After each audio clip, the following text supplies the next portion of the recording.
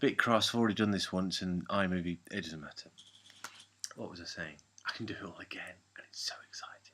Okay, episode 3 of the 10th Planet is an exercise in tension, and the Doctor disappearing at the start. Oh, I'm falling over. I'm not even William Hartnell. I'm on a bed.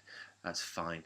This episode, I don't think in terms of the plot developing, nothing essential happens here. The only side men you see get nailed at the, and so, you could get by without this. What I was saying before I was so rudely interrupted by iMovie crashing is that the frustrating thing about watching this story, whenever I do, I've just said this, whenever I do an exercise like this, where I look back at the history at the work of an artist or something, and do it in chronological order, is trying to forget what happens. It's become a bit of a standing joke in this house. If we talk about any Doctor Who post Hartnell, we pretend it hasn't happened. But it's impossible, because I know Doctor Who in and out. It's been part of my life for so many years. And this story is just so important.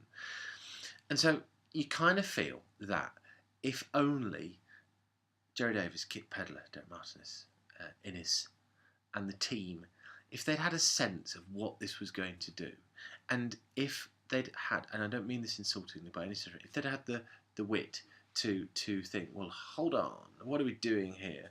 What's happening here? Then this could have been... Look, in Doctor Who, the Doctor is the biggest narrative weight, isn't he? In terms of the changes that occur in the programme, it's the Doctor, more than anything else, that creates catalyst for things spinning around it. And if you think about what rivals it, well, the Master, the Daleks, certainly. So what we've had up until now is this affable old duffer from about 30 episodes in, this affable old duffer who meanders around, makes changes happen. We've got to know him. He's become our identification figure for a bit. And what the new series does, shouldn't even mention it, but what the new series so deftly does so much of the time is have the Doctor as somebody we can relate to and somebody associate with, and every so often throw in that aspect of mystery. Think about when the classic series did it with McCoy. What a genius stroke that was. How cruel it was to be robbed of that development of the character.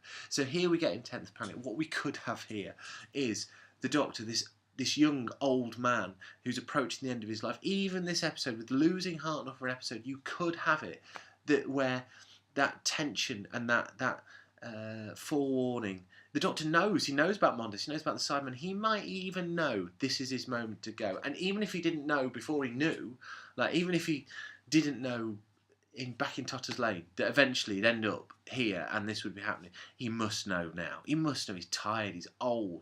Avery's curse is on him. He must have an idea that this is coming.